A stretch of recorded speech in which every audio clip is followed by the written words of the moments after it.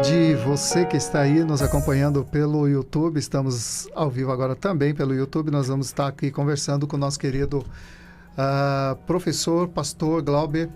E vou deixar que ele mesmo se apresente, né? Mais uma vez, é um prazer ter você aqui conosco. E nossa irmã Dara também participando. Pronto, agora está dando para nos ver, né? Então, fala um pouquinho aí sobre sua atuação lá. Você é um dos professores ali do Seminário Thompson. Fala mais sobre você. Ok, boa tarde a todos aí que nos acompanham pela Melodia FM. Um prazer estar aqui novamente. Graças a Deus aí pela vida do pastor José Carlos. Muito feliz estar aqui mais uma vez participando do seu programa. Pois bem, eu trabalho ali no Seminário Thompson, dou aula ali. Já tenho alguns anos aí, uns 3 a 4 anos. Uns 3 anos, na verdade, que eu estou ali dando aula. E tem sido muito prazeroso estar ali juntamente com servos do Senhor, pastores comprometidos com o Evangelho, todos muito bem instruídos, né? E na verdade a gente acaba aprendendo muito mais do que ensinando, né? Então é um grande prazer mesmo estar trabalhando com aquilo que eu chamo da disciplina ou do assunto mais importante que nós temos no estudo aqui nessa terra, né? Que é aquele que é a respeito do Senhor, onde nós aprendemos mais sobre Deus e assim podemos nos relacionar de forma correta com o Senhor. Amém. E nós vamos estar então, eu sou também pastor, né? E atuo como professor ali no ITQ, Instituto Teológico Quadrangular. E nós temos aqui também a nossa irmã que vai estar direcionando as perguntas, né? A irmã Dara, ela já é conhecida da casa, né? Dara, ela é aluna do ITQ e hoje vai começar a ensinar também ali, né? Então, bem-vinda ao clube dos professores de teologia. E ela vai estar, então, mediano não, né? Vai estar participando da nossa conversa aqui sobre a importância do curso de teologia para o ministério pastoral. E gostaríamos que você também se envolvesse, né, participasse, né, participe ali da nossa conversa do chat ali da Melodia. O que você acha? É bom ter, não precisa? Porque tem gente que fala que não precisa. A gente vai estar, né, claro, com todo respeito aos que pensam diferente, mas a gente vai estar colocando aqui a questão da necessidade e também situações em que muitas vezes a gente esbarra em problemas logísticos, vamos dizer assim, né, em relação a exigir isso de certos pastores em determinadas circunstâncias, né? E como fazer. Mas, enfim, nossa irmã Dara está aí, já prontinha para botar as perguntas aí em curso, né? Verdade. Continuando aqui, nós estávamos falando em off, né? Sobre essa importância de estudar teologia. Eu vou começar, em nome de Jesus, a lecionar no Seminário Teológico. Tenho experiência como professora secular, né, de outras matérias, mas ensinando teologia vai ser a primeira vez e eu creio que vai ser algo que vai me ajudar bastante, porque na medida que eu estou ensinando, eu estou aprendendo também. Mas, assim, não sei se vocês já repararam isso, os nossos ouvintes também, que sempre quando se fala em teologia na igreja, é como se fosse o seguinte, ou você ama ou você tem um receio, não vou dizer odeia, mas quando se ouve essa palavra, já pensa assim, você vai entrar no seminário, desviar, sair cético, porque parece que lá não tem nada que presta. E durante a minha jornada, o início da minha jornada no seminário, eu ouvi muito isso, saia desse lugar, você vai ficar cética, você vai ficar isso, você vai ficar aquilo. E lá foi onde eu mais aprendi sobre o ser de Deus, e quem eu era e quem Deus era. Mas eu creio que esse tabu precisa ser quebrado. Mas para responder essa pergunta, a gente precisa descobrir, né? Na verdade, o que significa o contexto por detrás dela. Então, assim, vamos colocar aqui em pauta. O que é teologia? O que é teologia? O professor Glauber pode começar, depois o professor Zé dá sequência.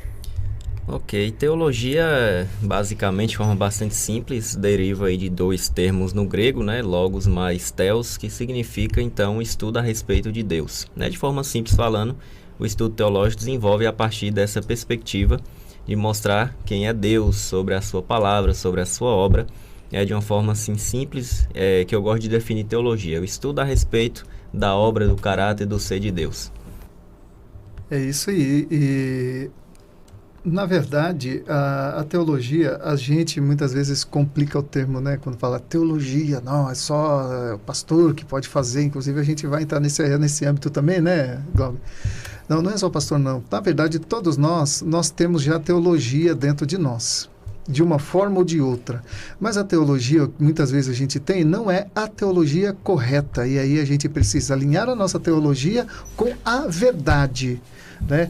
Todo mundo que tem uma impressão sobre Deus, ele já está fazendo teologia. Já é uma espécie de teologia. Agora precisa ver se a teologia que ele defende, ou que ele crê, vamos dizer assim, né? Que ele acha que é a certa, se corresponde com as escrituras, porque as escrituras, elas são a base da teologia, né? Porque Deus, ele se revela através das escrituras, tá?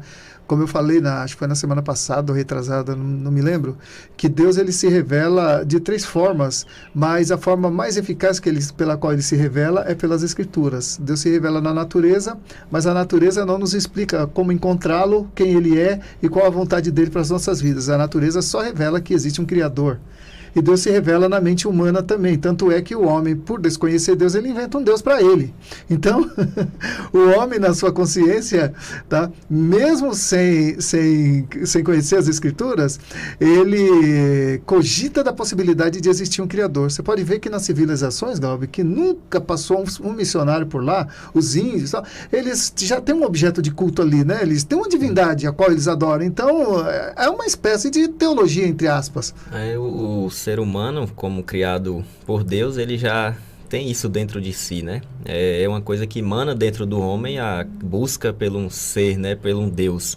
Felizmente, da forma incorreta, eles acabam fazendo seres aí inanimados, né? Ou adorando a própria natureza no lugar do Senhor. Adorando a criatura, né? Exato. Adorando a criatura no lugar do Criador. Inclusive, que o apóstolo Paulo, ele fala isso lá em Romanos, né? Sim. As pessoas, por desconhecerem Deus, elas acabam inventando um Deus para ela, porque o ser humano, ele precisa se conectar à sua origem. É interessante isso. Ele precisa. É um ser essencialmente religioso, né, o ser humano. Exatamente. E Deus nos criou com isso. E existe um vazio no coração do ser humano que só pode ser preenchido por Deus. Que lindo. Criador. Essa frase, por mais que eu ouça ela, eu sempre acho ela tão bonita, né? É o encaixe perfeito no nosso coração, é Deus. Certa vez eu estava lendo ali uma da sistemática de Champlin e ele afirma o seguinte, que teologia é a autorrevelação de Deus. E aquilo que nós sabemos dentro da teologia é aquilo que Deus deseja revelar.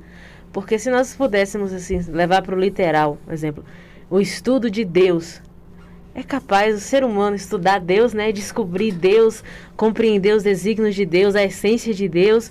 Aí eu fiquei pensando nisso, e isso na época para mim foi um divisor de águas. Eu falei, agora eu entendi. Na teologia a gente só estuda aquilo que Deus permite a respeito dele. Isso. A gente esquadrinhar, na verdade, estudar Deus é meio bizarro, né? Estudar, né, sobre Deus é como se você estivesse estudando sobre alguma coisa pelo homem criada, né? Ou a biografia de alguém, né? É você procurar entender a vontade de Deus, quem é Deus, né? Então, procurar perceber Deus através das Escrituras. Sim, eu acredito que isso gera um certo problema para muitos, que é justamente não entender esse aspecto. Quando a gente fala estudo a respeito de Deus, alguns acham que a gente vai colocar Deus em cima de uma mesa como essa e extrair tudo que nós podemos, dissecar, né? Ali, como se fosse a ciência comum, mas na verdade não é essa a ideia, né? A teologia, ela deve nos levar a uma aproximação mais íntima com o Senhor, porque justamente ela tem o objetivo de nos mostrar verdadeiramente a sua palavra, como ele se revela de forma correta, né? Diferente de diversos posicionamentos que nós vemos ao longo dos séculos sendo desenvolvidos, né? Então, se a gente estuda a teologia de forma correta, ela vai nos levar a uma aproximação mais concreta, mais coerente, mais íntima e mais verdadeira com o Senhor. A gente vai acertar mais, né, a respeito de Deus. Eu usaria até a palavra lúcida. Mais lúcida. Lucidez, né? Isso. Deixa eu colocar aqui o que eu escrevi aqui para não... A teologia, né, por ser assim um estudo a respeito de Deus, né? Então ela tem outras ramificações como teologia sistemática, né? Que é dividida em tópicos, né? Sobre fé, sobre salvação, sobre igreja, né? Então dividir assim todo o que está ligado a Deus em partes, né? Então, teologia sistemática, teologia bíblica, teologia histórica, teologia pastoral. Então, há várias ramificações, mas tudo dentro da mesma teologia, só que dividida em outras vertentes, né? É como, por exemplo, você estudar medicina. Aí depois você vai fazer uma especialização, pediatria, tá tudo dentro da medicina. Então, a teologia, ela tem também essas ramificações, mas tudo sobre Deus, né? Verdade. Bom, continuando aqui, acho que essa pergunta é muito pertinente. Quando nós vamos a uma igreja evangélica, a figura que representa ela ali, humanamente falando, é o pastor titular da igreja, que é aquela pessoa ali que dirige, né? Aquele grupo de membros que pastoreia aquelas ovelhas. E assim, qual a importância desse líder? Qual a importância desse pastor, do pastor da igreja, do líder ali, humano falando, né? Qual a importância para o ministério dele ter uma preparação teológica? O professor Zé quer começar e o professor Glauber dá sequência. Então, uma vez que a pessoa está numa posição de liderança na igreja, então ela é a condutora do rebanho. E o pastor, então, o pastor de um rebanho, olhando assim para o rebanho, ele tem que saber por onde conduzir as ovelhas. Ele tem que saber o caminho, né? Então, um pastor de uma igreja, ele também precisa conhecer o caminho por onde ele está levando a igreja, né? Bom, então, assim, para ser pastor, é imprescindível, né? Que as escrituras sejam o objeto, seja a ferramenta principal dele, né? Tem gente que estuda muitos livros, menos as escrituras, né? Estuda sobre as escrituras, mas não estuda as escrituras. Então, são duas coisas diferentes, né pastor Glauber? Sim. Tá? Então, estudar as escrituras, né? Porque ela é a principal ferramenta de trabalho do obreiro, do pastor. O apóstolo Paulo, então, ele vai exortar Timóteo também a manejar bem a palavra da verdade. Ele fala lá em, acho que é 2 Timóteo 3,15, né? Procura apresentar-te a Deus aprovado como obreiro que não tem de que se envergonhar e que maneja bem a palavra da verdade. Então, o pastor, ele precisa também ter as respostas certas, as palavras certas, os conselhos e orientações certos, pautados nas escrituras. Não é a palavra certa pautada no achismo, na ciência ou em qualquer outra, né, na filosofia, mas pautada nas escrituras. Por quê? O mundo tem seus valores, o mundo tem suas respostas, o mundo tem seus conselhos que muitas vezes, por bons que sejam ou que bons que pareçam ser, destoam das escrituras. Então, um conselho pode parecer bom, mas se fere algum princípio bíblico, então não serve, né? E o pastor, ele deve ter esse discernimento. E somente as escrituras vai qualificá-lo para ter o discernimento correto sobre as respostas que ele vai dar, né, às indagações ali dos membros da sua igreja ou para qualquer um que perguntar a razão da sua fé. Inclusive, né, Paulo fala, esteja preparado, né, a todo aquele que vos pedir a razão da vossa fé. Acho que é Pedro que fala isso. Isso é um ponto muito importante, né? Porque o pastor, o condutor do rebanho deve ter o conhecimento teológico. Veja bem, se eu chego para qualquer pessoa e falo assim, olha, tem um rapaz ali que abriu uma clínica, sabe de muita coisa, mas ele não é formado em medicina. E você arrisca ir lá? Eu acredito que muitos não vão, né? Quem é que vai arriscar ir para um rapaz, alguém que abriu ali um consultório e está medicando todo mundo sem a devida formação? Como é que eu vou, né, me sem deixar... o certificado, cadê o certificado? Como é que eu vou me deixar ser levado como um membro de uma igreja por alguém que não preza pelo verdadeiro conhecimento bíblico? Sendo que a principal obrigação do pastor, a principal função do pastor é a pregação das escrituras, é ensinar a Bíblia para o povo, para que o povo conheça mais a Deus, se relacione mais com Deus. Então, como é que o pastor vai desprezar aquilo que deveria ser a maior ferramenta, né, para a condução do rebanho do Senhor? Então, infelizmente, o que nós estamos vivenciando hoje é um despreparo total por parte de muitos, e o pior ainda um desprezo, né? Então, muitos aí a gente vê criticando, vai estudar teologia, para quê? Não precisa. Mas quem falou isso, que não precisa, né? Se a ferramenta que nós temos em mãos é as Escrituras, nós precisamos, então, conhecer basicamente ela, né? Para poder instruir o povo também a andar de forma correta nos caminhos do Senhor. Então, não há possibilidade nenhuma de nós atestarmos que um pastor pode conduzir num caminho da verdade, conduzir bem uma igreja sem o devido conhecimento das Escrituras. Claro que eu não quero aqui também tirar o mérito daqueles que, se eu posso falar que eles têm mérito, né? Tirar o mérito daqueles que às vezes não têm determinada oportunidade, um estudo mais aprofundo e de forma simples tem conduzido o povo. Não, eu admiro muitas pessoas, inclusive que eu conheço, que não teve tantas oportunidades de estudo nesse sentido, mas ensina bem as Escrituras, se dedica, procura o conhecer mais naquilo dentro das suas próprias limitações. O problema que eu vejo hoje é aqueles que podem e desprezam, e aqueles que criticam aqueles que estudam. E aqueles, né, que acham que não precisam. Não precisam. Né? Então é aquela ideia. Você vai para uma consultória onde os profissionais lá não são formados. Ninguém vai, né? Você vai ser medicado por alguém que nunca estudou nada a respeito. Já pensou? Né? Então como é que eu vou me deixar ser pastoreado por alguém que não despreza a própria ferramenta de estudo que seriam as Escrituras? E que não tem o preparo adequado. Que não tem, né, nem se prepara. Para te conduzir na vida cristã. É muito pertinente essa pontuação aí de vocês, essas falas, porque, curiosamente, já entra na nossa próxima pergunta. Por que fazer um seminário teológico? Não basta somente estudar a Bíblia? Eu acho que o professor Glauber, ele já jogou uma pimentinha nisso aí nas últimas... Na última fala dele aí, no finalzinho da frase, ele jogou essa aí. E aí, professor? Ok, estudar as Escrituras. Eu queria entender como é que uma pessoa consegue diferenciar o estudo teológico de estudar as Escrituras. Se teologia é o estudo a respeito do caráter, da obra do ser de Deus, então estudar teologia nada mais do que é estudar a Bíblia, estudar as Escrituras. O que a teologia nos fornece são as ferramentas necessárias para que a gente tenha uma verdadeira compreensão. Por exemplo, existe uma questão, quando nós vamos estudar um dos assuntos basilares e mais importantes, podemos dizer assim, da teologia, que é a hermenêutica bíblica. A hermenêutica bíblica nos mostra que a Bíblia é um livro como qualquer outro, em que sentido que ele é um livro humano. Existem 3 línguas escritas, grego, aramaico e hebraico.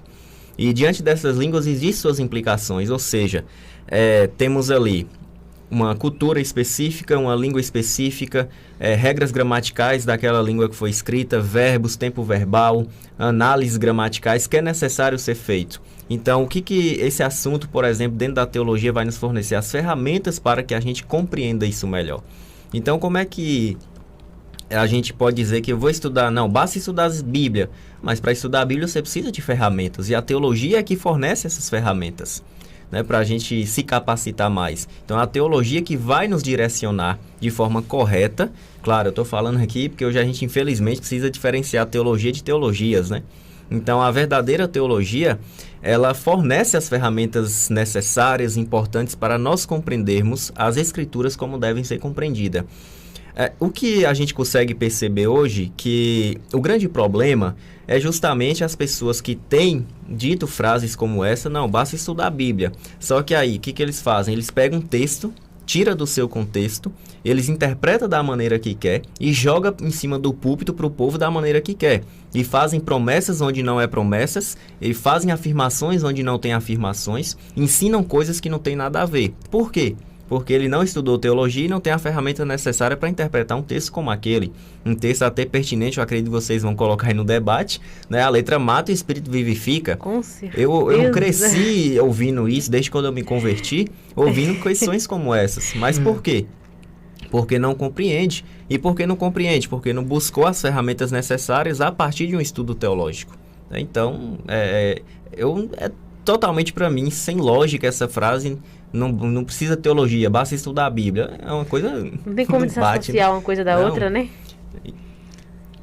É interessante, completando aí que Glauber falou, eu vim de um contexto bem tradicional, né? Me converti na Igreja Batista Regular. E as igrejas batistas, bem como a presbiteriana também, elas são muito rigorosas na preparação de pastores. Né? O que é bom, né? Isso, e eu glorifico a Deus, né, por isso, por essa rigorosidade. E hoje, assim, relaxou um pouco, não é que relaxou, acho que mudou um pouco, né, a estrutura, mas ainda continuam zelando por isso a presbiteriana também e outras denominações, mas a que eu estou mais assim familiarizado são com essas duas. E interessante que na época, Dara e pastor Glauber, nós batistas tradicionais, a gente não cria nos dons espirituais, né?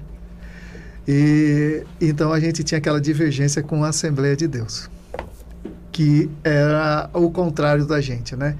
Então a gente era muito Bíblia. E os assembleanos, eles eram muito Espírito Santo, né? Então, tanto nós criticávamos a eles pela questão, né, focar só no batismo do Espírito Santo, nas revelações, nas profecias, como eles nos criticavam em ficar só focados na Bíblia, né? Aconteceu que veio depois a renovação, né? Então, já mais ou menos na década de 80 ou 70, alguma coisa assim, e que a Assembleia de Deus começou a ter um olhar mais focado, né, do que antes na teologia. E nós, os batistas e outras ramificações tradicionais, né, começaram a ter um olhar saindo mais da esfera apenas da teologia para a prática da ação do Espírito Santo. Né? Então, tipo assim, o que faltava nenhuma, a outra tinha. E o que faltava nenhuma, essa tinha. Agora, por haver a falta de uma na outra, o que acontecia? Era igual uma ave voando com apenas uma asa. Não voa. Né? Então, por exemplo, um cristianismo sem a Bíblia vira fanatismo. A Bíblia, o cristianismo, a experiência com Deus, né? Sem a Bíblia, vira fanatismo. E a experiência com Deus, mesmo com a Bíblia, mas sem o Espírito Santo, vira legalismo. Então, a gente estava na berlinda entre o legalismo, que eram nós, os batistas, e o fanatismo era assim, como a gente rotulava, não que fosse, né? Mas como a gente rotulava antigamente. Então, os meus irmãos assembleanos, né, entendam, tá? Hoje eu sou... Tem até uma questão entre eu e Glauber aqui, que a gente caminhou um pouco na contramão, né? Ele era assembleano, hoje é... Congregacional, né? Na linhagem mais conservadora, e eu era de uma linhagem mais conservadora, e hoje estou mais... não pentecostal, né? Não consegui ser pentecostal, mas assim, de uma vertente mais avivada, vamos dizer assim, né? Mas enfim, o que eu quero dizer com isso é que a teologia, ela precisa estar presente, independente de qual seja a sua prática de culto. Né? Então, o Espírito Santo, ele vai te fazer lembrar e vai explicar as Escrituras para você, mas o Espírito Santo não pode explicar para você o que você não estudou. Isso é fanatismo, né? É você colocar na conta do Espírito Santo todas as suas atitudes, e muitas vezes atitudes erradas e profecias que nada têm a ver com as Escrituras, até antibíblicas, como eu já testemunhei. Já vi, né? Vi com os meus olhos e eu vi. Profecias, manifestações espirituais que tinham muito pouco de respaldo bíblico e muito de fanatismo. Como eu vi também muita Bíblia, né, atrelada ao ceticismo. Que são dois extremos, né? Fanatismo, tá? Aquela coisa, né, do sobrenatural, dos dons, revelação, profecia e tal, e o ceticismo, de não acreditar em nada disso, que esses dons já passaram e tal, né? Então, o que é que vai nortear, tá, essas formas de se fazer a teologia, ou de se cultuar o Senhor, né? É você dando lugar ao Espírito Santo agir na sua vida, e a Bíblia sendo a sua regra de fé e prática. Você não pode prescindir de um em detrimento do outro, né? Com certeza. Nós precisamos dos dois. O Martinho Lutero, na ocasião da Reforma, o que ele fez? Ele trouxe a Bíblia para a mão do povo novamente, né? Mas só alguns anos depois que o Espírito Santo pôde realmente atuar no meio do povo, que foi como é que fala, o movimento pentecostal, né? A ação do Espírito Santo vindo de uma maneira assim muito emblemática, mas aí muitos focaram só na ação do Espírito Santo e deixaram a Bíblia, enquanto outros ficaram só na Bíblia e deixaram a ação do Espírito Santo. Eu sei que talvez você que esteja nos ouvindo ou nos assistindo possa discordar, né? Tem todo o direito, ou concordar também, né? Tem todo o direito de concordar. A democracia. Isso. Bom, vocês falaram aí, eu queria rapidamente pontuar a sua fala. Eu creio, né, que ali já quando Lutero chegou ali, o que abriu as correntes, ali, o que abriu o portão, já foi essa ação do Espírito Santo e se intensificou, né? Mas eu creio que já houve ali. Agora, pontuando uma fala do professor Glauber, que eu acho muito pertinente, ele tocou no ponto crucial de qualquer seminário, de qualquer igreja, que é a questão da hermenêutica. Determinada ocasião, Stephanie e eu fomos a uma determinada denominação, a convite, né? E aí eu gosto sempre de sentar na frente para me prestar atenção, porque eu fico me distraindo. Aí a pessoa que estava ali ministrando, né? Ela se denomina pastor e tal, tudo mais. É uma coisa que eu não concordo, mas enfim, outro assunto. Mas enfim. Aí essa pessoa estava pregando, né? Aí ela estava pregando ali em cima dos dons. Eu já tenho medo quando começa a pregar assim, que já fica com o pé atrás. Aí essa pessoa enaltecendo o dom de falar em línguas e diminuindo o dom de profecia. É só observar que a Escritura fala justamente o contrário. E aí eu tenho que me controlar, porque eu acabo ficando muito nervosa quando eu vejo uma pessoa assim, distorcendo as Escrituras por interesse próprio, sabe? Aí eu me controlei assim, mas eu fiz aquela cara assim. Aí depois, quando terminou todo aquele processo ali, começou outro processo de arrebatamento e tal, eu já estava doida para me sair daquele ambiente. Aí essa pessoa chegou para mim e disse: olha, você precisa aprender. Você não tem o Espírito Santo.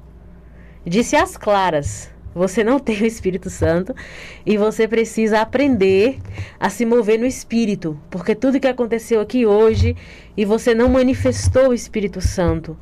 Aí eu saí dali profundamente chateada, prometendo de que jamais voltaria naquele local.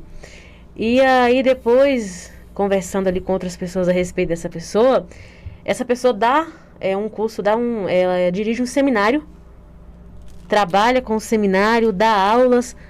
Aí eu fiquei me perguntando: meu Deus do céu, como é que ela dá aula disso? Como é que ela ensina isso? E as pessoas que estão aprendendo? Paul Walsh costuma dizer o seguinte, lendo o Tiago, ele fala daquela passagem que fala bem assim: muito de vós não sejais mestres, porque receberemos mais do juízo. Ele faz uma colocação perfeita. Ele fala que quando nós ensinamos uma coisa correta e a pessoa aprende da maneira correta e ensina errado, o problema recai sobre a pessoa. Mas quando nós ensinamos errado, a pessoa aprende errado e ensina errado, o saldo negativo fica na nossa conta. A conta vem pra gente. Olha a importância da hermenêutica, né? E é verdade.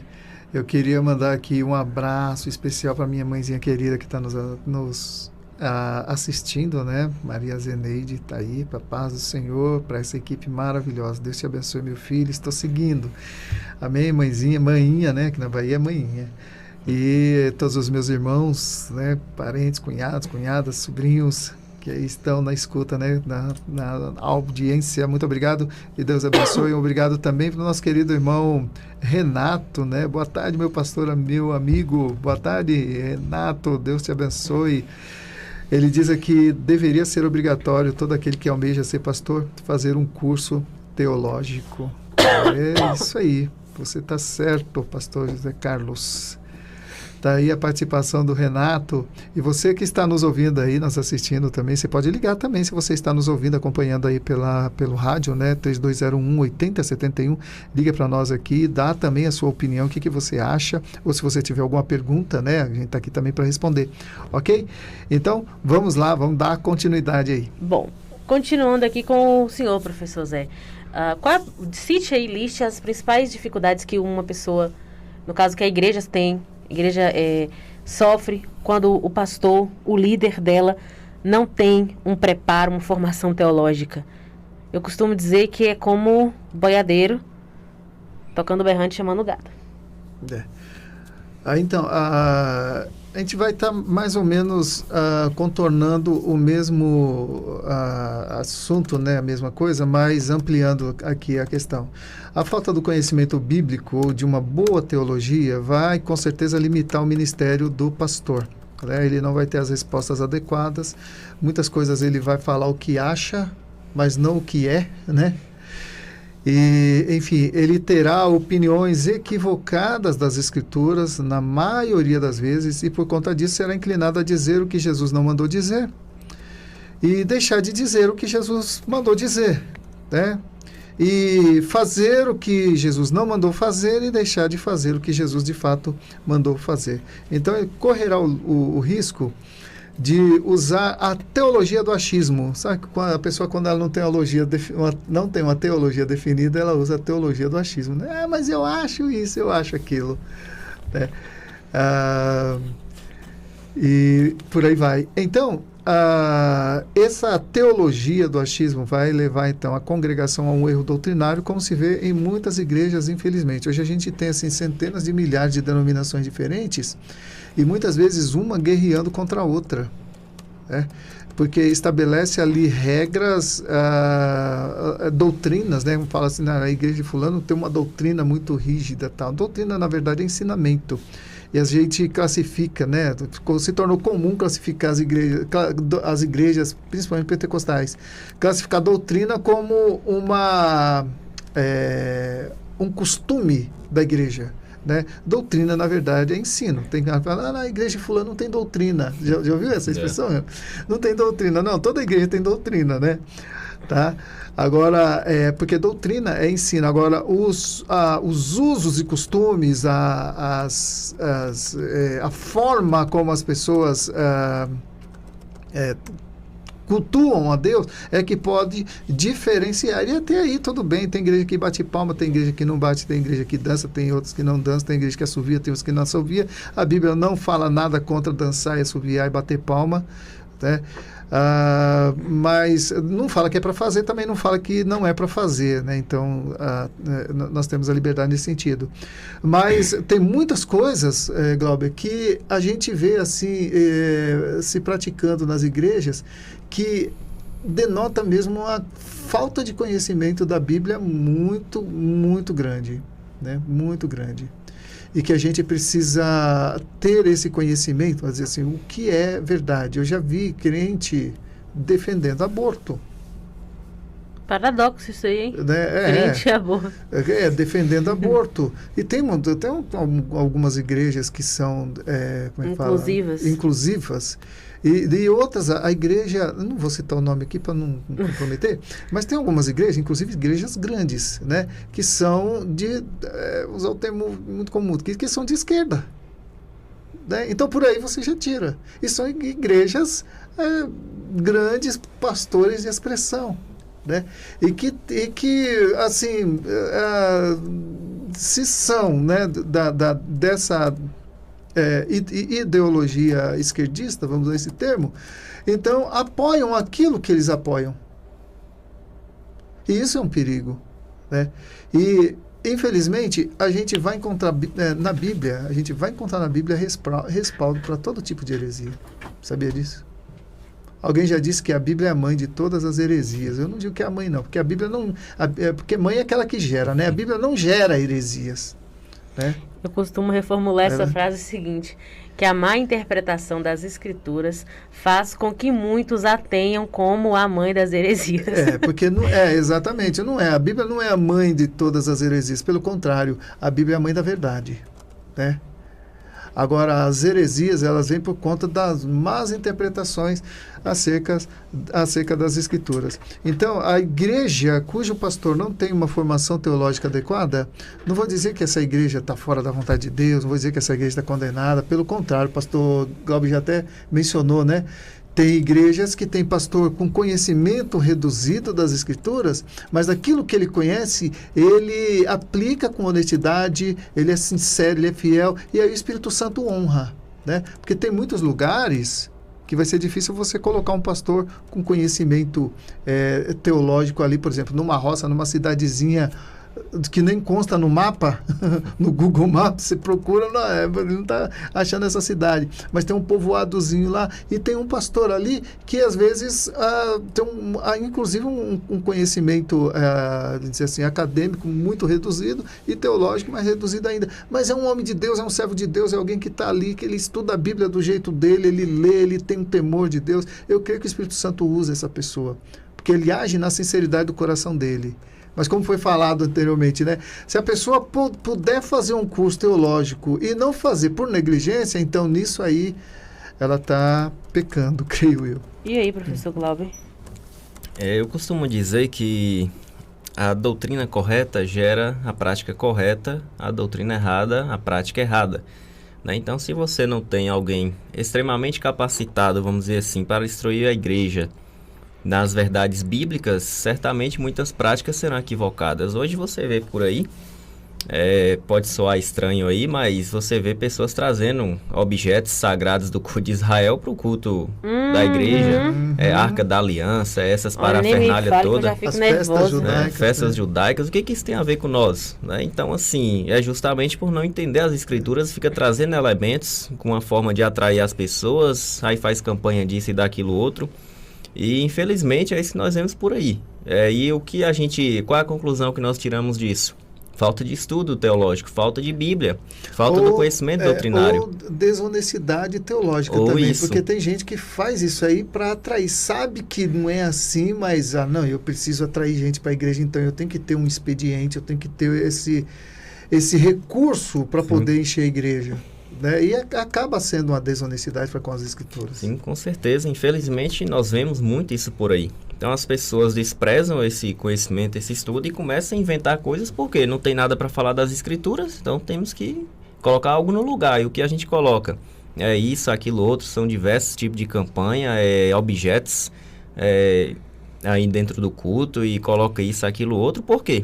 Porque falta Bíblia no púlpito. Se falta Bíblia no púlpito, eu preciso preencher com alguma coisa, né? Mas se o pastor se dedicasse ao estudo teológico e estudasse as escrituras de forma séria, aí sim ele teria o que passar no culto, ensinar as pessoas.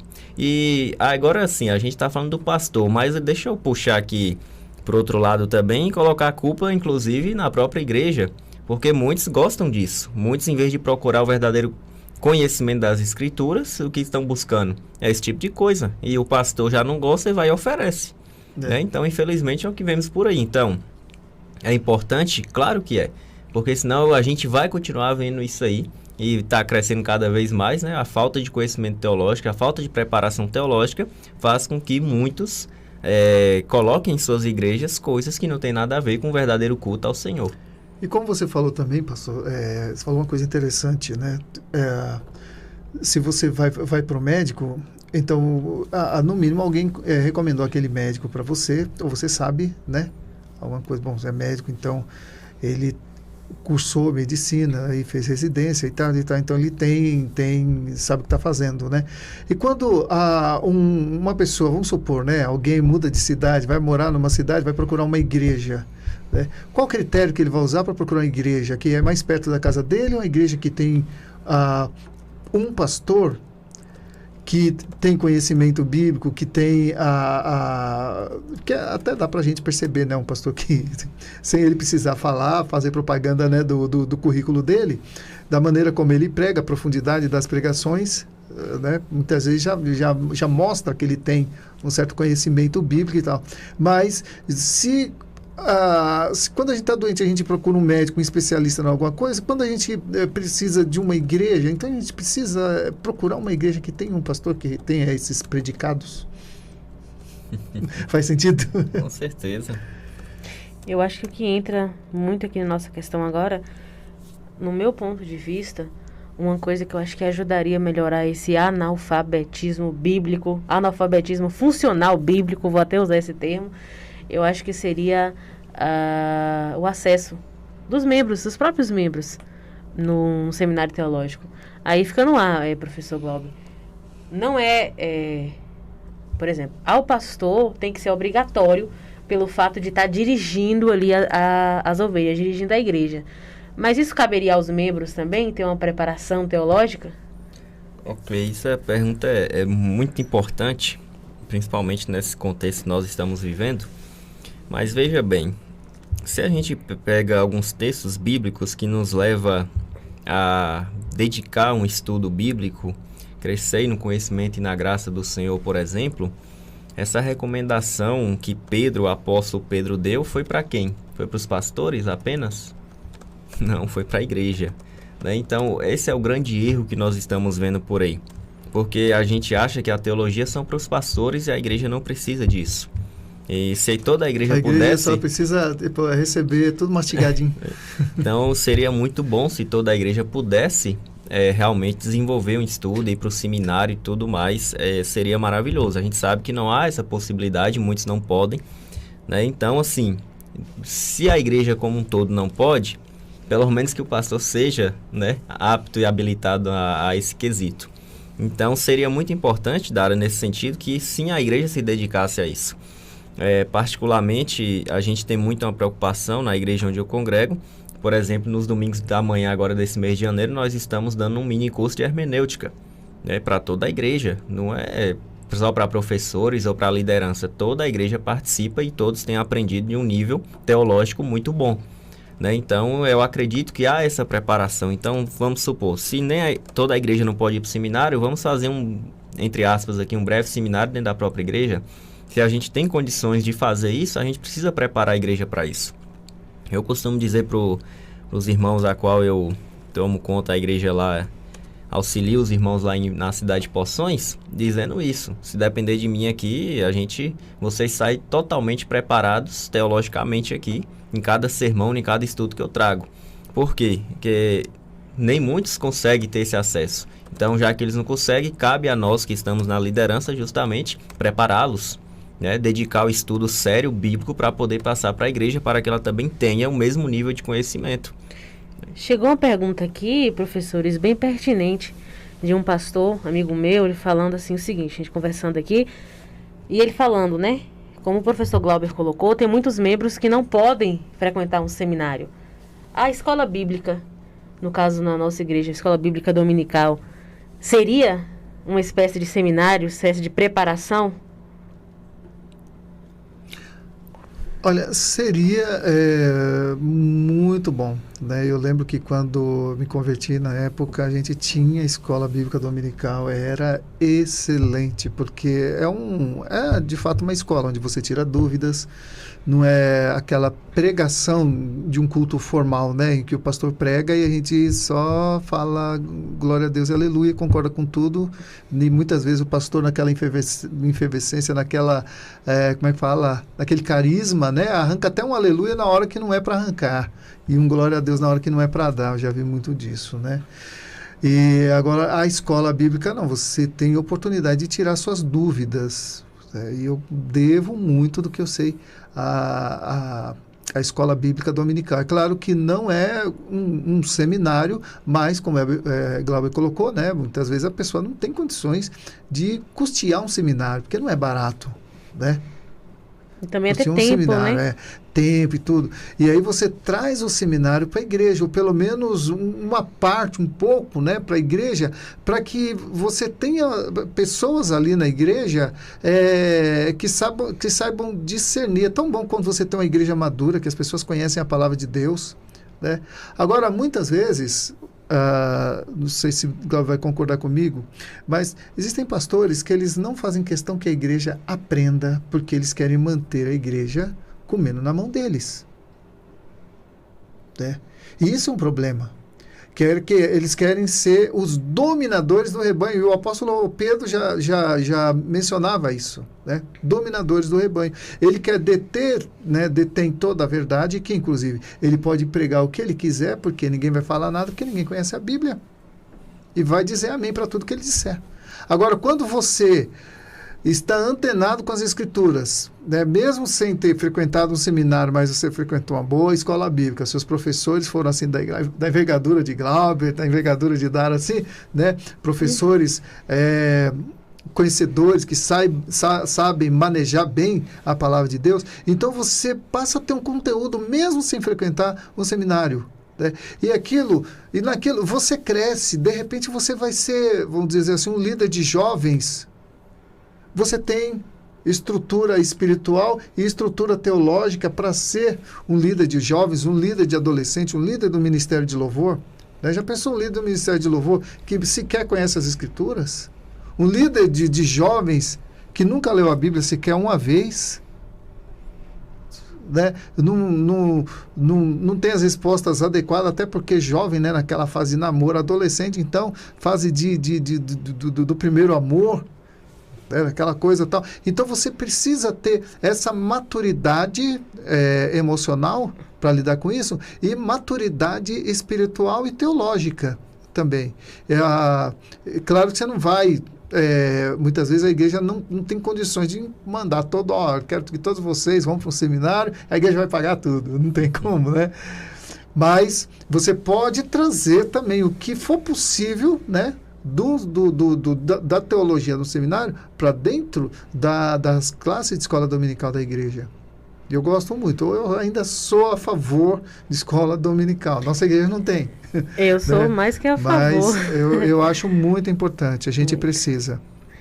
Bom, dando seguimento aqui, tem uma pergunta bem interessante, né? Na pergunta anterior, eu perguntei quais as dificuldades que a igreja enfrenta, né? Cujo pastor não tem formação teológica. E aí tem a questão, baseado nessa pergunta, existe uma base bíblica para essa exigência? E aí, Dr. Glauber Rocha? Ok. O que nós temos nas Escrituras são ordens apostólicas para buscarmos o conhecimento. Isso a gente vai ver, por exemplo, dá um versículo, acho que mais conhecido para isso é 1 Pedro, 2 Pedro 3,18. Antes crescei na graça e no conhecimento do nosso Senhor e Salvador Jesus Cristo. Como é que eu cresço na graça e no Senhor Jesus Cristo se não for através do estudo bíblico? A revelação de Deus é nos dada através das Escrituras. No início do programa aqui, o pastor José Carlos até falou dos meios de revelação. Aí a natureza, por exemplo, mas se a gente for analisar, a gente sabe que Deus se revela pela natureza porque as Escrituras falam isso, né? Então não tem como nem saber disso se não for pela própria Escritura.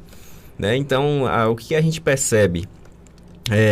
O desenvolvimento bíblico ali nas cartas, principalmente pastorais, a recomendação é que o obreiro seja habilitado. Temos ali o que já foi dito aqui pelo pastor também, maneje bem, Paulo falando a Timóteo. Então, como é que nós vamos manejar bem a palavra da verdade se a gente não se dedica a esse estudo?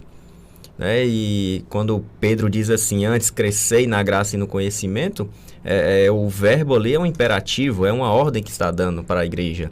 Né? Então a gente precisa estar entendendo essas perspectivas que a gente não vai achar um versículo assim de cara falando dessa maneira. Olha, vocês devem estudar a teologia.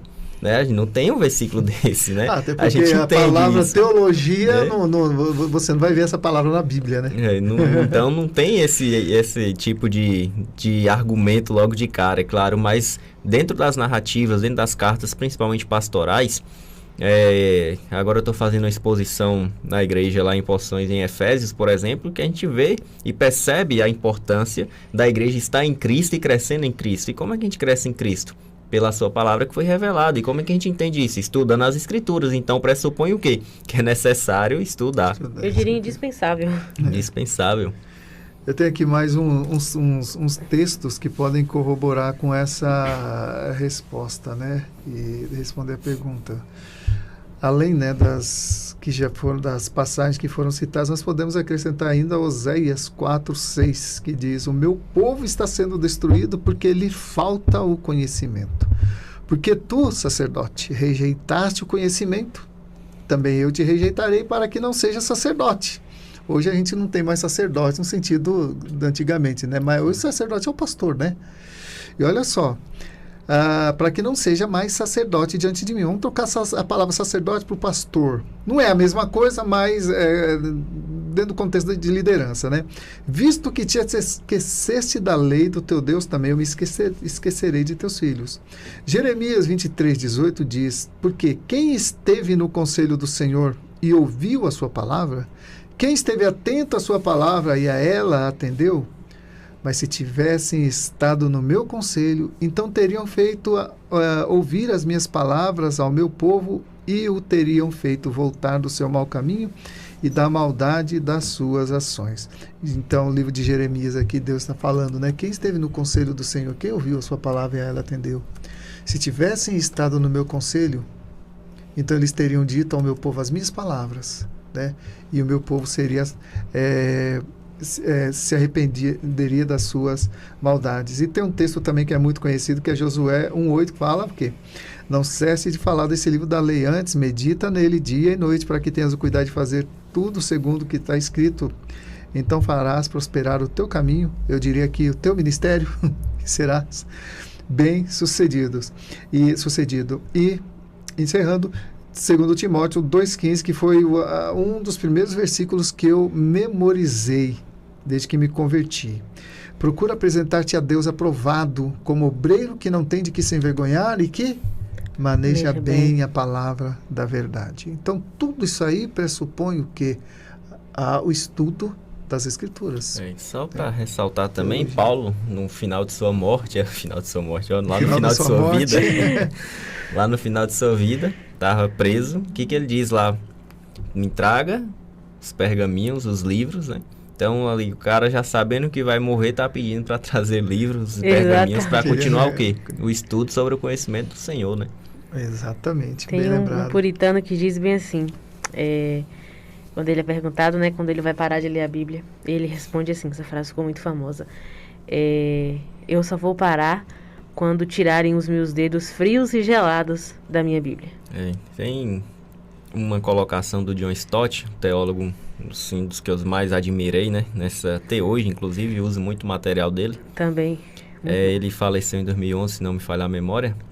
Ele diz uma entrevista, alguém estava entrevistando ele, perguntou se ele se arrependia de alguma coisa na vida, como pastor, como teólogo e tal.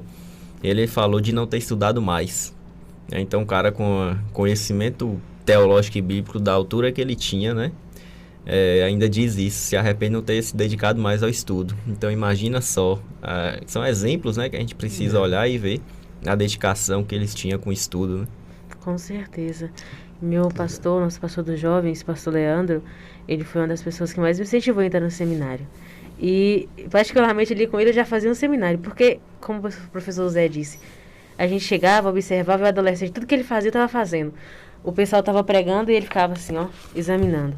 Aí eu, do outro lado da igreja, olhava, via ele lendo o texto e ficava lendo o texto. Aí eu observava. Aí ele não fazia aquelas caras, observando tudo. E aí, nisso, eu aprendi. Aí um dia ele disse bem assim para mim, Dara, quanto mais se conhece de Deus, mais humilde você fica e mais vontade tem de conhecer. Então isso foi uma chave que virou na minha vida, sabe? Falei, agora eu entendi.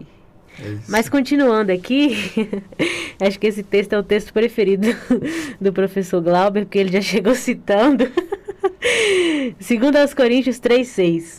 A letra mata, mas o espírito vivifica. Esse texto não dá a entender que o importante é ter o Espírito Santo e ser movido por ele. Pois se a letra mata, então a Bíblia não deve ser estudada. O que esse texto quer dizer realmente? E aí, o que vocês têm a dizer a respeito para os nossos ouvintes? Se a letra mata e o Espírito vivifica, por que ler as Escrituras? Eu já ouvi essa frase antes, né? Isso de um pastor, inclusive, muito dado à revelação, né? Diz que não tinha tempo de ler a Bíblia porque estava buscando a presença de Deus. Né? Eu não sei como, mas ok. É porque aquela coisa da revelação, né? Então as pessoas elas preferem mais como é que fala? O transcendental, o sobrenatural do que a Bíblia. Sei lá, de alguma forma... experiência hoje, né? Então, assim, quando o apóstolo Paulo fala a letra mata, mas o espírito vivifica, na verdade, isso tem uma profundidade interessante. Quando ele fala que a letra mata, ele está dizendo que a lei, ela mostra para o ser humano que ele está condenado e que não existe remédio. É como você for diagnosticado, você pega, vamos supor, você está com um problema, né, uma dor, então você vai fazer uma ultrassonografia, é isso? Ultrassom? Na barriga? Sei lá, você vai fazer um ultrassom. o aparelho, ele não vai te curar. Ele vai mostrar que você está doente. A lei fazia isso. Mostrava que você está doente. E a enfermidade para a morte. Então, por isso, a letra mata. Agora, o Espírito Santo, ele não é um instrumento que mede a sua temperatura ou um aparelho de ultrassonografia que vai detectar o teu problema. O Espírito Santo sabe qual é o teu problema. O Espírito Santo, ele é o remédio.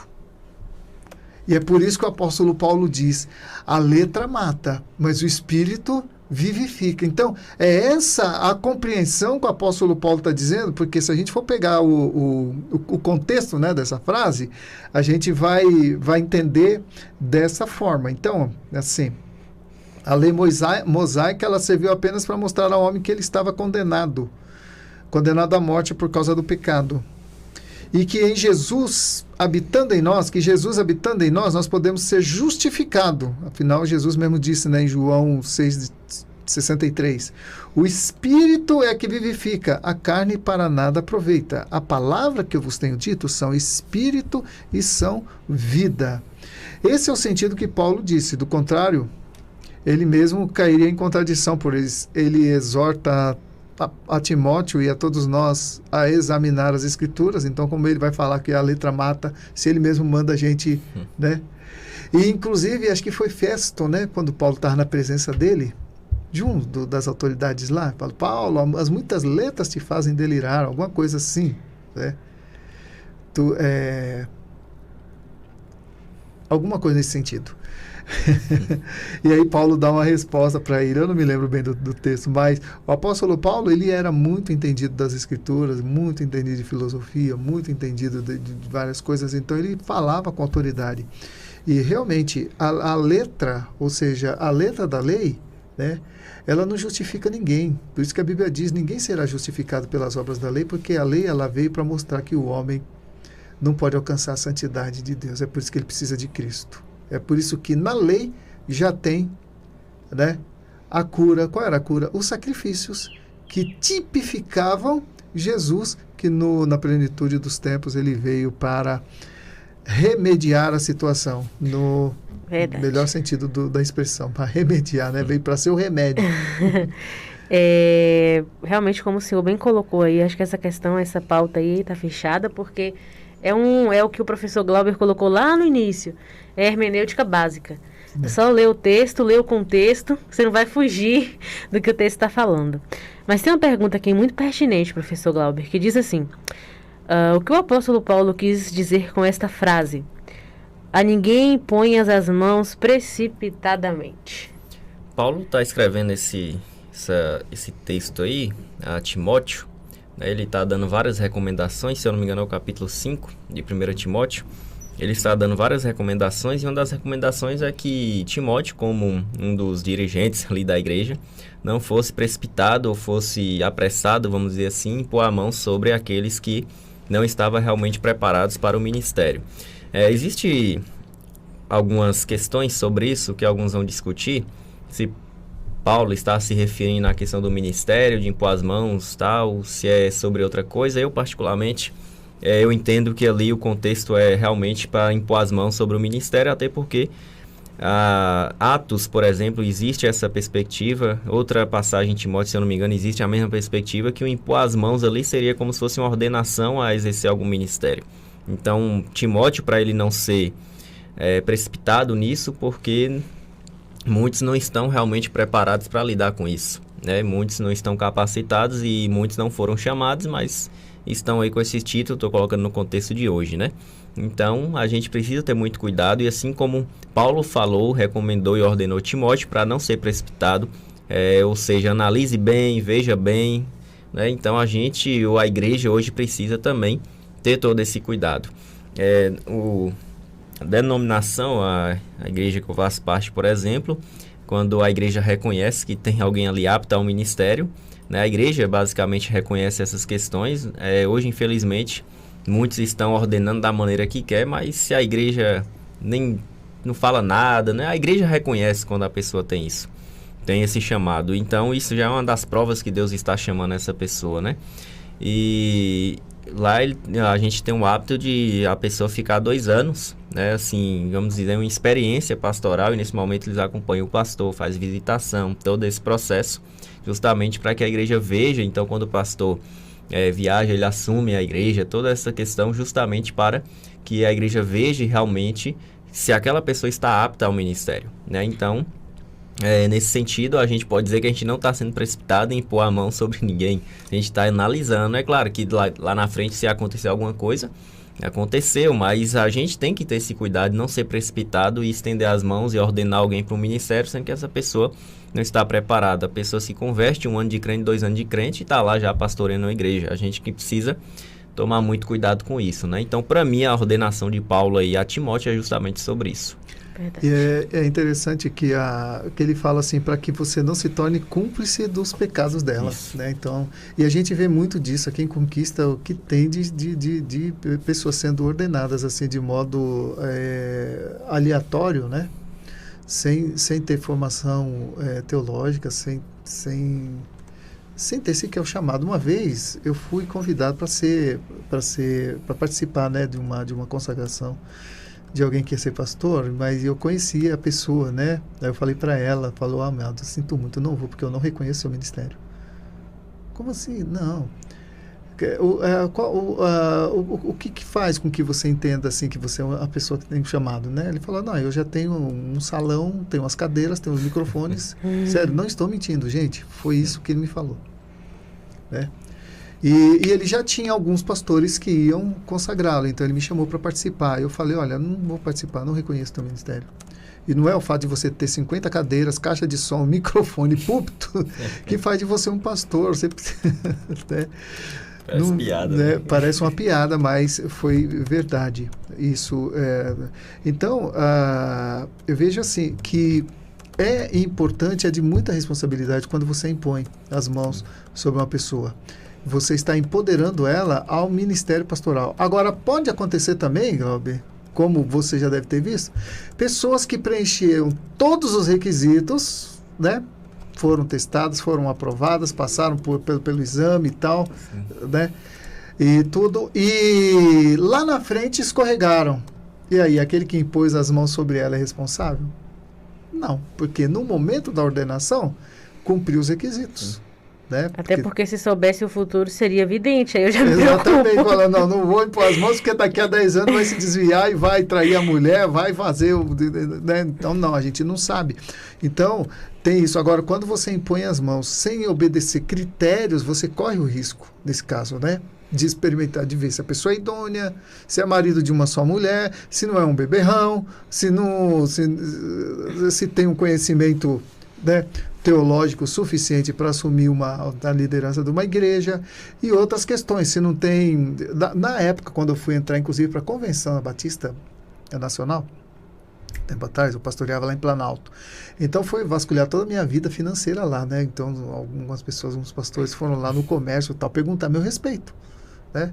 Como é que é, se eu devia alguma coisa e tal. Então, tinha tudo isso para poder entrar para a ordem, né? Então você tinha que ter uma conduta ilibada e boa reputação na cidade, fazia parte. Isso aí, não sei hoje como é que tá, né? Mas na época tinha esse critério. Eu acho interessante esse critério. Cuidado, né? É um cuidado. Até porque você está colocando alguém ali em um cargo, em uma função que não é algo, se não der certo, você demite, não é algo do homem. É algo de Deus. E se não tiver sabedoria divina para escolher, para impor as mãos na pessoa certa, no momento certo, com certeza o pior vai acontecer. Mas, enfim, a gente tá quase no final. Tem mais alguma coisa assim a considerar, não? Tem mais uma perguntinha aqui que eu achei bem pertinente. Diz mais ou menos assim: existem lugares onde é quase impossível se ter um pastor com esse perfil que nós citamos anteriormente, que preencha todos esses requisitos. Qual seria a solução para vocês aí da mesa? Se chegar, vou colocar aqui como é na minha cidade da minha mãe. Na região tem um povoado que tem uma igreja evangélica, cujo pastor é um ser humano muito antibíblico, ateológico, Só não é ateu, mas é ateológico. E é recheado de igrejas católicas e outras denominações que não seguem à risca as escrituras. E aí? O que fazer? Então, eu já dei uma pincelada nisso na pergunta anterior, mas primeiro temos que entender que a igreja não é nossa, ela é do Senhor Jesus e é do interesse dele, né, que todos cheguem ao conhecimento da verdade. E é claro, como você citou um exemplo aí, existem lugares e povoados afastados dos grandes centros, onde o pastor tem um conhecimento muito reduzido das escrituras e sequer sabe o que é teologia, né? O que é teologia mesmo? Né? No entanto, é muito usado por Deus ali. Pode acontecer, eu já vi isso acontecendo também. E isso é um mistério, mas nos leva a entender que o Espírito Santo capacita o pastor a comunicar o evangelho àqueles irmãos na simplicidade deles. Agora tem uma coisa interessante, Glauber, aqui. Se for um pastor muito rebuscado, muito conhecedor de teologia, com uma graduação acadêmica, se ele for parar num povoado desse, ele não vai conseguir falar a linguagem do povo. Eu vejo que a gente precisa ter um equilíbrio, né? Então, por exemplo, a gente que está acostumado a lidar com termos teológicos, a gente vai para um lugar mais simples pregar, a gente não precisa ficar usando esses termos, né? É verdade. Então, a gente precisa linguagem tomar coloquial, cuidado, né? Isso é uma linguagem mais simples, uma linguagem do povo, uma linguagem que eles entendam. Mesmo diante dessa situação, eu sei, e não só, eu vou colocar aqui de forma geral, porque existe também pessoas que não têm muito conhecimento dentro das nossas igrejas, né? Tem aqueles que são mais doutos e aqueles que não são nem tanto. Então, a gente até dentro das nossas próprias igrejas aqui, por exemplo, em nossa cidade, que tem boa, vamos dizer assim, chances grandes, né, das pessoas conhecerem e se formarem. Então, o que eu vejo? A gente pode chegar num lugar simples e ajudar essas pessoas a elevar seu conhecimento bíblico, né? Começando ali aos poucos, vai introduzindo isso aos poucos. Então, eu acho que o pastor ele deve proporcionar isso para a igreja, um conhecimento bíblico fundamentado mesmo. Ele pode fazer isso sim. Eu me lembro que eu comecei falar em determinados lugares, eu percebia justamente isso, e às vezes até hoje na igreja onde eu estou, sei que tem pessoas mais simples que estão participando de um EBD. Então, o que a gente faz? A gente introduz esses assuntos, mas aos poucos. A gente sempre está introduzindo aos poucos, né? Então, você chega lá, você pode ver que tem muitos que sabem lidar com algumas questões mais teológicas, porque a gente começa a introduzir isso aos poucos. Eu acho que a gente precisa capacitar a igreja, né? Quem tem esse conhecimento, quem tem essa oportunidade, deve trazer isso para a igreja, né? Então, e para aqueles lugares que nem tanto, os pastores já têm um conhecimento a mais, não sabe que é difícil introduzir uma linguagem dessa no seu meio, o que ele deve fazer? Ir tentando aos poucos, introduzindo aos poucos, explicando aos poucos, porque todo mundo pode ter um conhecimento bíblico mais profundo, né? E todo mundo pode chegar ao conhecimento. E eu acho que a gente precisa tomar cuidado também de dizer assim, aquele lugar ali não tem como aprender isso não. Isso para mim é um desprezo às pessoas, porque eles têm a mesma capacidade que eu tenho de aprender. Né? Então todos têm a mesma capacidade, principalmente quando se trata das escrituras. Todos têm a capacidade de aprender e ficar bem aprofundado na verdade bíblica. Aí cabe à liderança introduzindo isso aos poucos e fortificando mais, solidificando mais a fé desses irmãos, né? Aí seria mais assim um trabalho missionário também, né? Sim. Que o missionário ele vai normalmente, né, para um lugar onde não tem igreja implantada ali, muitas vezes é um lugar carente e tudo, então ele aprende ali a cultura do povo, ele se identifica, que isso é importante, né? Sim. Identifica com as pessoas dali e você então começa a interagir com as pessoas dentro do contexto cultural delas, até do nível de compreensão, porque vamos supor, se é uma cidade ou um povoado onde não tem escolas, então as pessoas muitas vezes não têm sequer até leitura para ler a Bíblia, né? Então a dificuldade algumas vezes pode ocorrer por conta disso, mas por outro lado também o evangelho ele é puro e simples. Jesus morreu pelos seus pecados, né? Então, a porta de entrada, ela é fácil, simples de entender, até porque todo mundo já tem, como eu já disse, uma teologia dentro de si. O que ele precisa como é que fala? Botar os pingos nos is ali, né? Os pontos na teologia dele para ele entender. Então, ele fala, olha, então, eu creio em Deus, então, é sobre esse Deus que eu vim falar. O apóstolo Paulo, ele foi no Areópago lá discursar com os atenienses. Agora, interessante que o apóstolo Paulo, ele era filósofo. Então, ele estava no seu ambiente como é que se diz? Se identificou com o ambiente, porque ele estava no meio de filósofos e ele era, assim, filósofo, conhecia, né? Tinha muito, uma bagagem filosófica muito grande, mas ele não foi bem sucedido ali. E aí é interessante, Glauber, quando ele chega lá na cidade de Coríntios, ele já chega com outro discurso. Ele não chega com um discurso filosófico como ele fez lá em Atenas, porque lá ele viu que não deu certo. Exatamente. E aí ele chega dizendo assim, olha, quando eu estive entre vós, isso na primeira vez, né? Quando ele, não foi com palavras persuasivas para que o poder de Deus não se apoiasse em sabedoria humana, né? Ou seja, ele aprendeu, né, que palavras rebuscadas, que a filosofia, que não alcançou o objetivo. Mas agora lá na igreja de Coríntios, o que ele fala? Decidi nada saber dentre vós, senão de Jesus Cristo, e esse crucificado.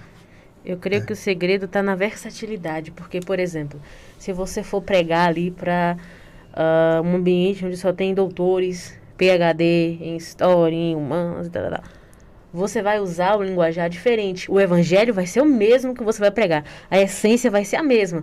Jesus Cristo salva, a simplicidade vai ser a mesma. Mas se você for pregar numa periferia, ou numa favela, ou em uma região onde as pessoas são analfabetas, não sabem ler, não sabem escrever, ou numa tribo indígena, o evangelho continuará sendo o mesmo. Porém, a forma, a maneira como ele vai ser falada vai ser diferente. Mas nós estamos falando aqui em relação a pessoas preparadas para isso. Mas não quer dizer que Deus não use pessoas que não vão ao seminário, muito pelo contrário. Isso é uma coisa que a gente não pode deixar assim no ar. Estou até comentando aqui com alguns dos nossos ouvintes, falando, nossa, vocês estão radicais demais, só a favor.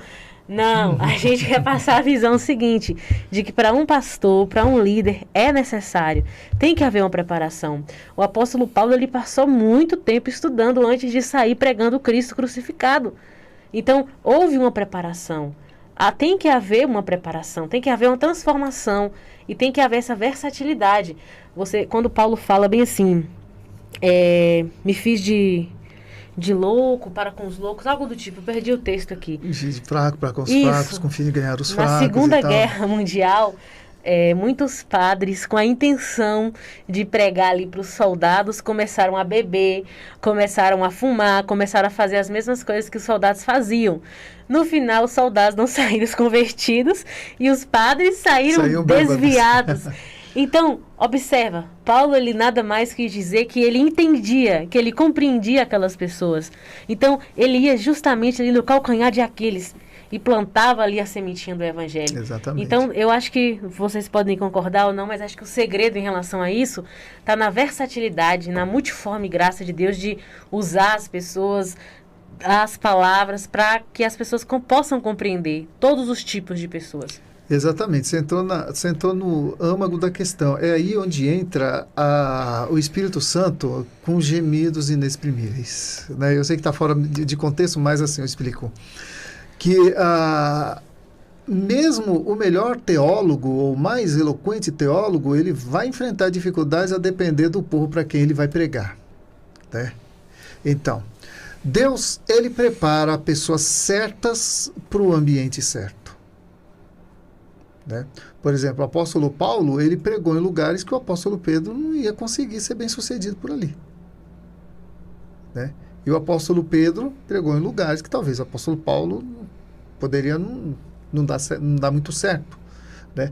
Então, eu vejo assim que tudo, no final das contas, depende do Espírito Santo, que a gente gravitou mais, né, dentro da questão da teologia, e talvez as pessoas que interagiram com você aí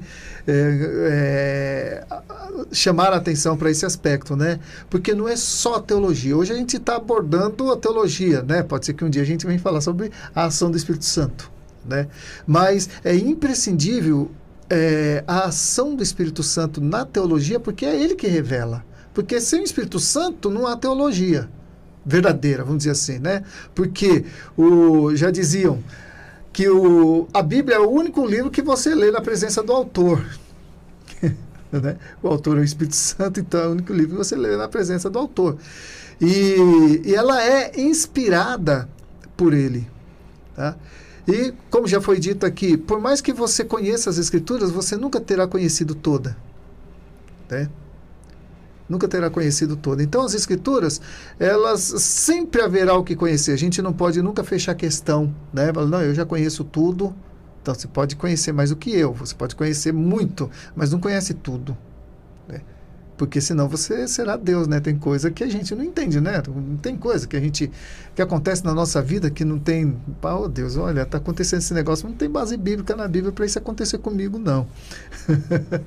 Né? Tem coisa que a Bíblia não explica. A Bíblia não tem todas as respostas, né? A Bíblia não tem todas as... Ou pode até ter, mas a gente não tem entendimento para extrair dela todas as respostas. O contrário, a gente seria Deus, né? Ó, gente, pode perguntar para mim que eu tenho todas as respostas. Não, ninguém pode abrogar para si essa proeza, né? Enfim. Já diria Sócrates, né? A sabedoria dele consistia em saber que nada ele sabia quando ele foi... juntamente com um amigo, aquele todo processo, o oráculo de Delfos e tal, e pergunta quem é o homem mais sábio, e alega ser Sócrates. Aí ele se questiona o porquê. Aí depois ele passa a entender, né, segundo ele, que ele era o homem mais sábio, porque ele sabia que nada ele sabia.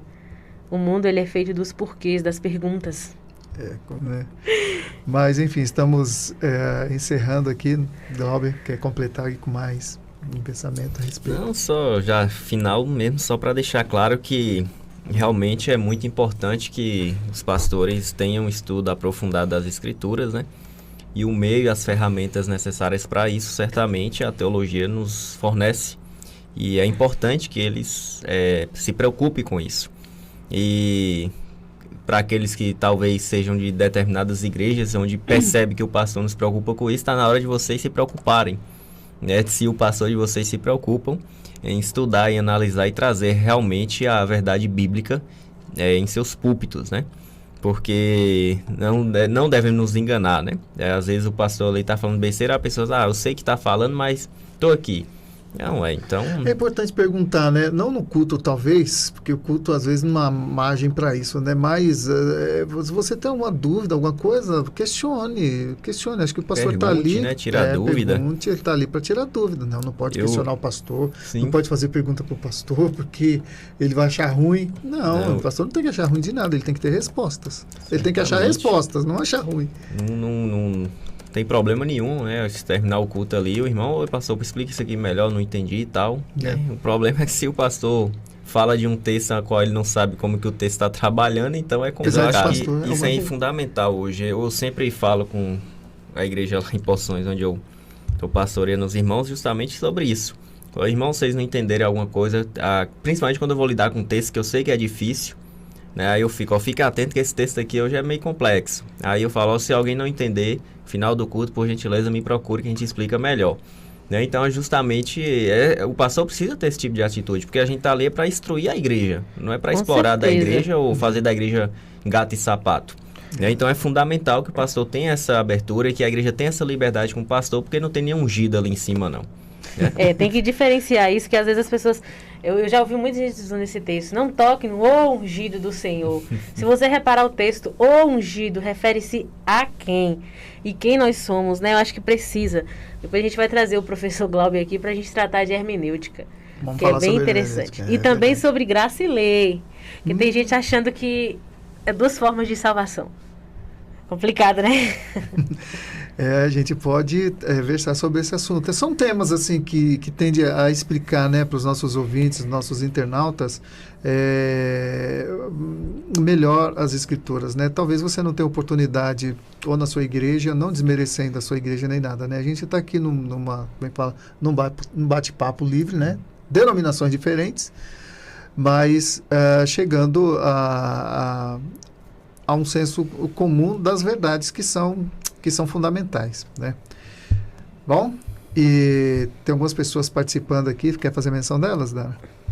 Vamos lá, todo mundo aqui, nosso irmão Lázaro, graças a Deus, glória a Deus pela recuperação dele, que sofreu um acidente, mas graças a Deus já está bem. Louvado seja Deus pela sua vida, irmão Lázaro. Amém. Nosso irmão aqui, nossa irmã Lourdes, comentou também que ela acha importante aprender, ter conhecimento bíblico. É um suporte para o trabalho da igreja com pessoas. Conhecer a palavra de Deus é essencial. Verdade, irmã Lourdes, coberta de razão. Nossa irmã Raquel colocou assim: boa tarde, estou amando esse tema. Bom mesmo, Deus os abençoe. E o nosso irmão Lázaro comentou o seguinte: boa tarde, irmãos, a paz do Senhor Jesus seja com todos vós. Deus abençoe poderosamente cada um dos irmãos do Harmonia dos Sons e todos os ouvintes. Amém. Ele colocou que é um tema muito importante e que o conhecimento é essencial para levar o evangelho de uma forma especial para cada classe. Verdade. Isso implica muito na multiforme graça do Espírito Santo de agir. Ótimo, ó, bem colocado. Exatamente. Ele colocou assim que, e é claro, né, inspirado pelo Espírito Santo. Nossa irmã Lutz colocou que é verdade. O Espírito Santo de Deus é o autor da Bíblia Sagrada e que o Espírito Santo de Deus nos guia, lembra e usa cada um de nós. É tudo. Ele é o Espírito Santo. E ela concordou aqui com o professor Glauber 2 vezes. Muito bem. Então, é esse o assunto, né, que a gente propôs a trazer. Obrigado para vocês que participaram aí pelo chat, você que nos ouviu pela internet, assistiu pela internet e também nos ouviu aí pela 87,9, a Melodia. E nós já estamos então encerrando. Pastor Glauber, muito obrigado mais uma vez. A última vez que ele esteve aqui a gente falou sobre a reforma, né? A reforma foi mesmo. protestante. E foi muito bom. E hoje falando sobre teologia, e nós vamos trazê-lo novamente aqui, né? Para falar sobre outros temas aí. O homem é preparado, né, Té? Exatamente. E eu quero deixar aqui como indicação, como costume, né? Esse livro fantástico, que eu sou apaixonada, de Paulo Anglada, por variar, né? Sola Escritura, a doutrina reformada das Escrituras. É um guia para quem gosta de hermenêutica, de uma hermenêutica saudável, arte da interpretação da Bíblia, com técnicas maravilhosas. Esse Paulo Anglada é um dos meus escritores brasileiros favoritos, ao lado de senhor Nicodemos e senhor Hernandes. É muito bom, gente. Muito bom. Procurem. Aí, muito bom. Ok, então, Deus abençoe. Eu quero agradecer aí o pastor José, a irmã Dara também. Muito obrigado aí por mais esse convite. Eu também deixo uma recomendação aí, o pastor como teólogo, né, um livro aí, publicado, se eu não me engano, pela Vida Nova, muito importante. Estava lendo um pouco, ele coloca justamente essa separação que as pessoas fizeram entre o pastor e teólogo, mas são coisas entrelaçadas e sempre foi, e hoje as pessoas dicotomizaram isso, né? Infelizmente. É verdade. Mas enfim, né, nós estamos chegando aí no final dos tempos e hoje urge que a gente se volte mais para o que diz as Escrituras, né? Jesus, ele falou uma vez para os fariseus, né? O que lês as Escrituras? Como interpretas? Né? Interessante. Mas enfim, Deus abençoe a todos. Stephanie, muito obrigado pela sua presença aqui, né, nos bastidores dos acontecimentos aqui, e nós então estamos partindo. Tenham todos uma ótima semana. Semana que vem nós estaremos aqui para mais um programa Harmonia dos Sons e com mais um tema. A semana que vem, acho que eu vou trazer não sei se você conhece, estava lá ontem, o Alisson, irmão do pastor Jonatas, nosso pastor ali na comunidade dele. Ontem, não? Não, foi. Ele estava lá, um fortinho. Sabe quem é, né? Então, a gente vai trazer ele aqui para a gente falar sobre... Ele é líder dos adolescentes lá, né? Então, a gente vai ver assim, sobre a experiência com essa galerinha que está emergindo, né? De adolescentes, as dificuldades, os desafios, e enfim. Então, é isso. Fiquem com Deus e com Ele nós vamos também. Amém. Né? Até breve. Tchau, tchau.